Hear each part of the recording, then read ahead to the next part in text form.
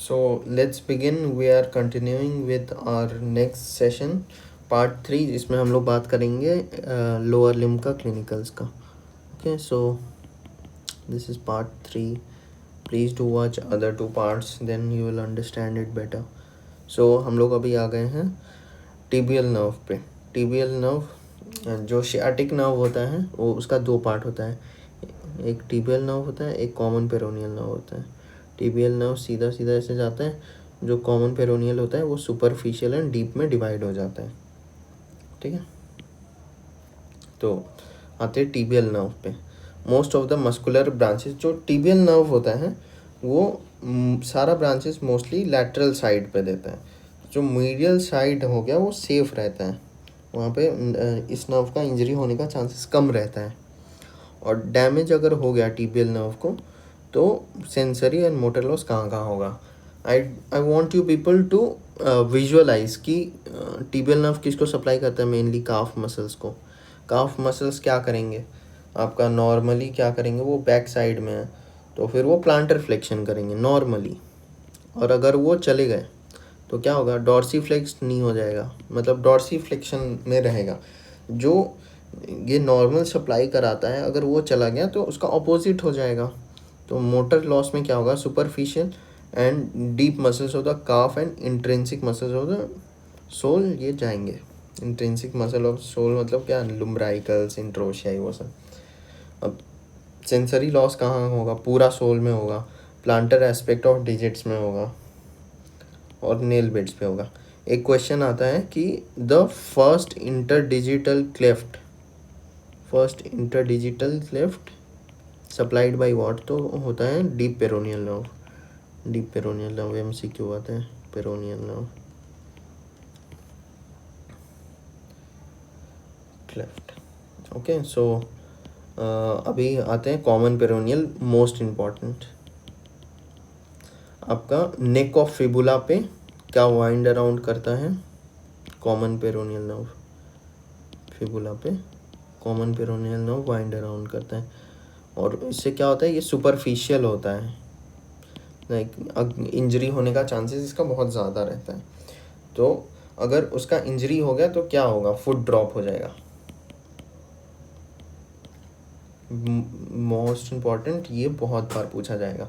तो the common peroneal nerve can be palpated against the posterolateral side of neck of fibula.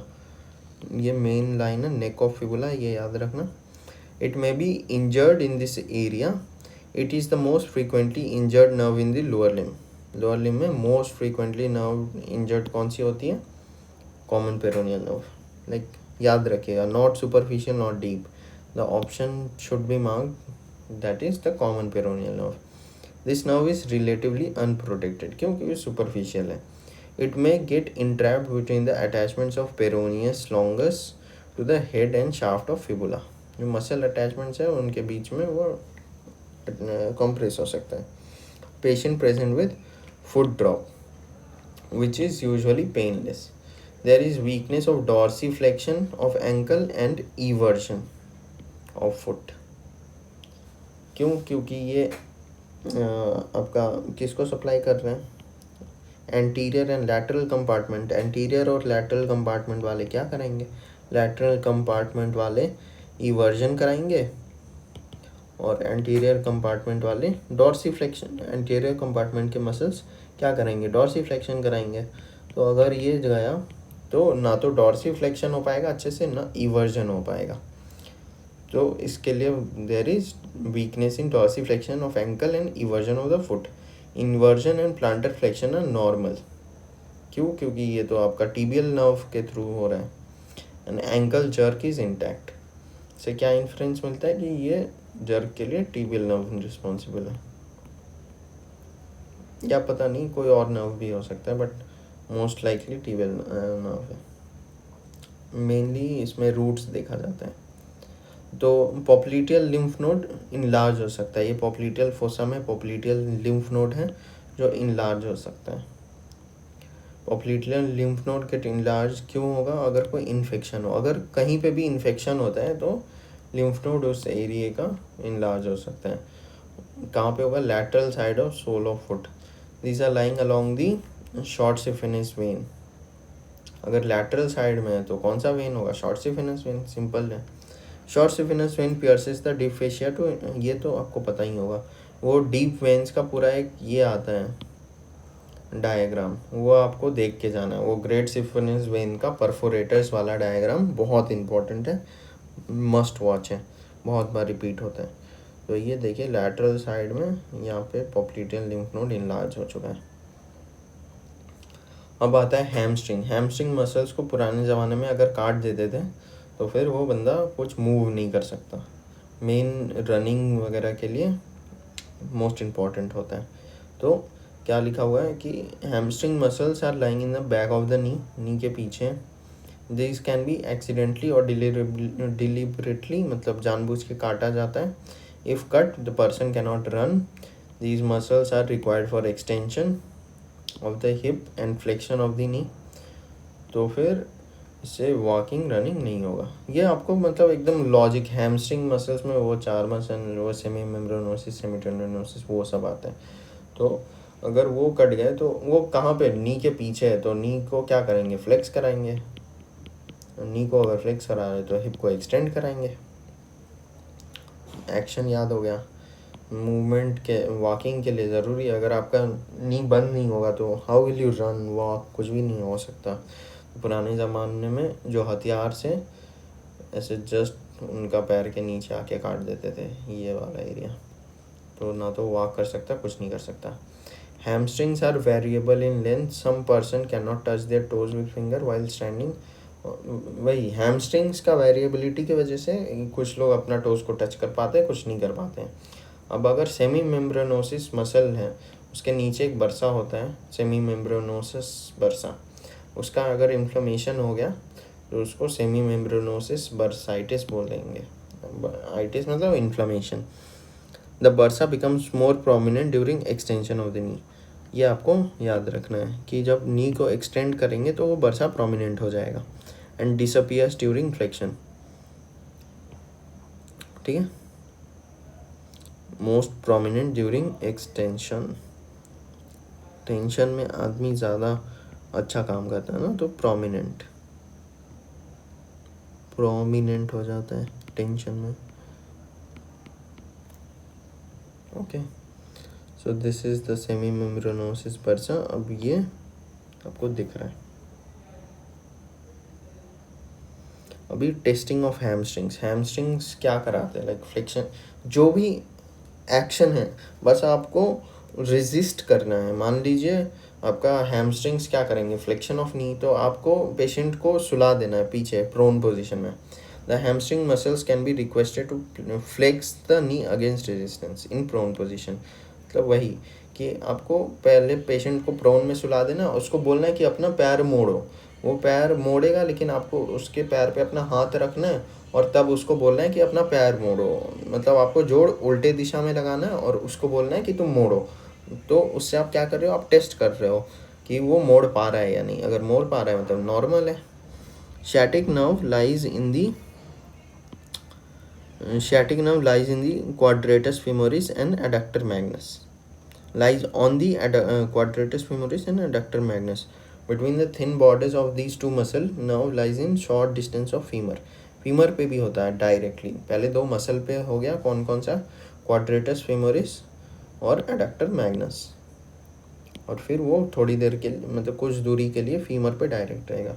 If a person बहुत देर तक किसी hard table chair पे बैठा रहे तो वो कंप्रेस हो सकता है। उससे क्या होगा? नमनेस होगा, उसको स्लीपिंग फुट बोलेंगे। सिंपल। तो कहाँ कहाँ पे था? क्वाड्रेटस फीमोरिस और एडक्टर मैग्नस, दोनों बड़ा बड़ा मसल है। एडक्टर मैग्नस और थोड़ी डिस्टेंस के लिए फीमर पे भी था, प्लस फीमर। तो अगर उस पर हार्ड सरफेस पे बैठा कॉम्प्रेस हो गया तो स्लीपिंग फुट बोलेंगे। अब वो वापस थोड़ा उठेगा, एक्टिविटी करेगा तो ठीक हो जाएगा। शार्प शूटिंग पेन, इसको सियाटिका बोलते हैं। आपको सियाटिका सुनते ही sharp shooting pain in sciatica. तो shooting pain along the cutaneous distribution of the sciatic nerve. Cutaneous मतलब स्किन पे जहाँ जहाँ उसका सप्लाई है वहाँ पे अगर बहुत ज़्यादा दर्द हो, टर्मिनल ब्रांचेस पे, chiefly in the common peroneal, मतलब anterior and lateral compartment of leg में अगर ज़्यादा दिक्कत हो तो pain usually begins in the gluteal region, radiates towards the back of the thigh. पहले ग्लूटियल, मेनली शियाटिक नर्व का डिस्ट्रीब्यूशन ऐसे है ना, तो मेनली यहाँ पे शुरू होगा, फिर वो बैक ऑफ द थाई पे रेडिएट होगा। And lateral side of the leg and dorsum of foot, dorsum of foot पे जाएगा, लैटरल साइड ऑफ लेग यहाँ पे रहेगा। ऐसा होगा कुछ डिस्ट्रीब्यूशन, ऐसा बैक पे गया, लैटरल साइड ऑफ लेग और dorsum of foot. This is usually due to compression of one or more nerve roots in the sciatic nerve, या तो डिस्क प्रोलैप्स हो सकता है या कोई न्यूराइटिस हो सकता है। The semimembranosus bursa on the medial side may get inflamed, वही बताया, semimembranosus bursitis, Baker cyst हो जाएगा। इसमें क्या होता है, आपका जो कोई भी जॉइंट कैप्सूल के अराउंड उसके अंदर में अगर कोई भी जॉइंट कैप्सूल है तो उसके अंदर में साइनोवियल मेम्ब्रेन होगा और फिर साइनोवियल फ्लूइड होगा। तो अगर ये हर्निएट कर गया तो इसको क्या बोलेंगे, बेकर सिस्ट। जो herniation of the synovial membrane lies in the mid line, तो बेकर सिस्ट मिड लाइन में होता है।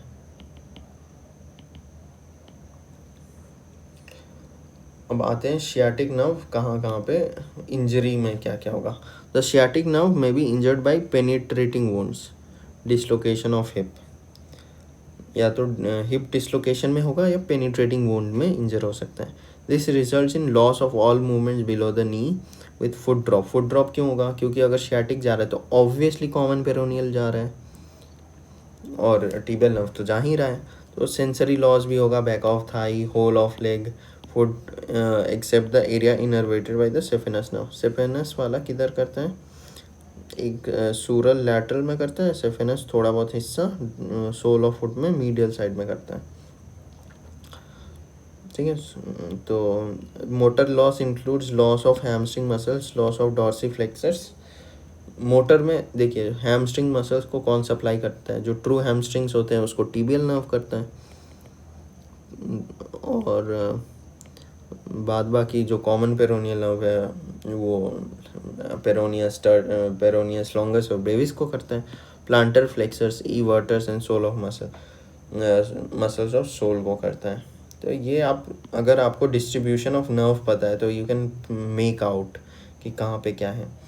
अब देखते हैं कि saphenous nerve may be subjected to entrapment neuropathy, ये कहीं पे भी इंट्रैप हो सकता है, मतलब किसी दो स्ट्रक्चर के बीच में आ सकते हैं, as it leaves the adductor canal leading to pain in the area of its supply. ठीक है, अभी आते हैं एंटीरियर, ये फ्रेशर सिंड्रोम बोलते हैं, एक कंडीशन है।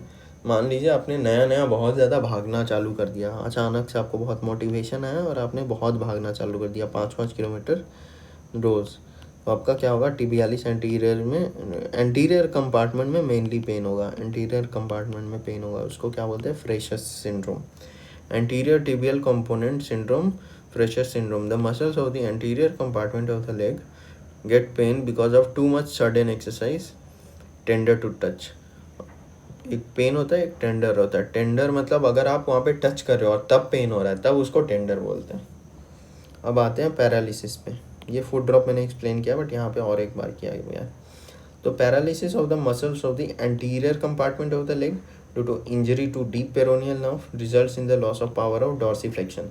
अब ये कॉन्सेप्ट से देखिए, ये ऐसा है ना पैर, तो ये जो आगे वाला है ये इसको अपनी तरफ खींचेगा, तो ये क्या है, डॉर्सीफ्लेक्शन कराएगा, और जो पीछे की तरफ मसल है वो उसको प्लांटर फ्लेक्स कराएगा।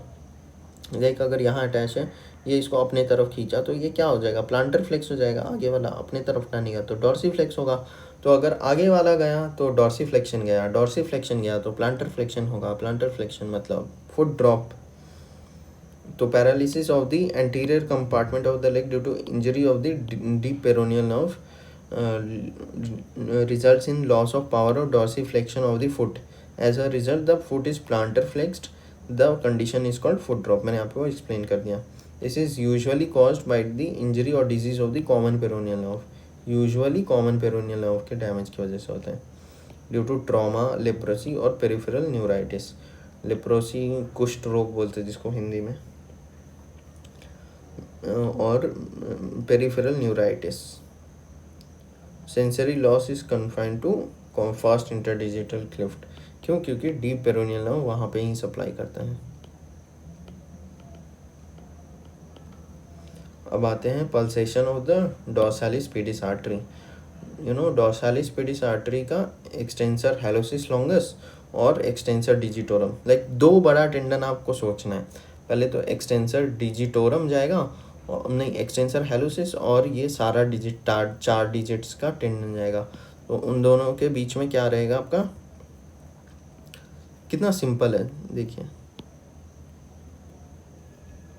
लाइक ये आपका हैलोसिस, यहाँ पे मान लीजिए आपका बिग टो है, तो ये है एक्सटेंसर डिजिटोरम लॉन्गस, नहीं मतलब extensor hallucis longus, sorry extensor hallucis longus, और ये वाला 4 अदर डिजिट्स को तो extensor digitorum longus.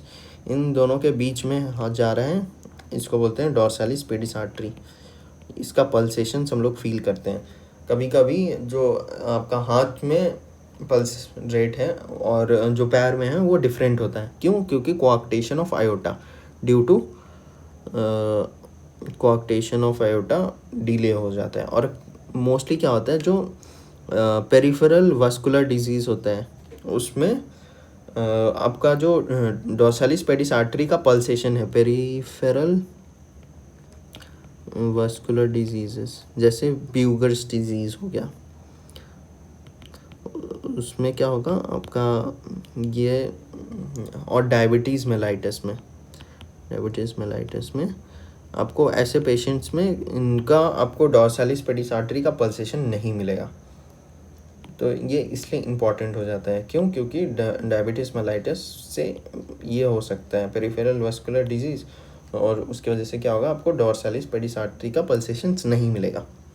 It must be remember however that dorsalis pedis artery is अब 14% लोगों में ये एब्सेंट भी होता है कॉन्जेनाइटली, 14% लोगों में एब्सेंट होता है, यू मस्ट रिमेंबर। ठीक है, तो अभी इसको ब्रीफ रखते हैं। I am trying to make things brief ताकि आपको एग्ज़ाम में ज़्यादा लाइक लोड नहीं लगे। अब मैं प्लेलिस्ट बना दूंगा तो आप उसको ऐसे अचानक टॉपिक वाइज देख सकते हैं। जैसे ये फुट ड्रॉप का टॉपिक हो गया, मेन इसमें फुट ड्रॉप है। ठीक है, thank you and do consider subscribing my channel.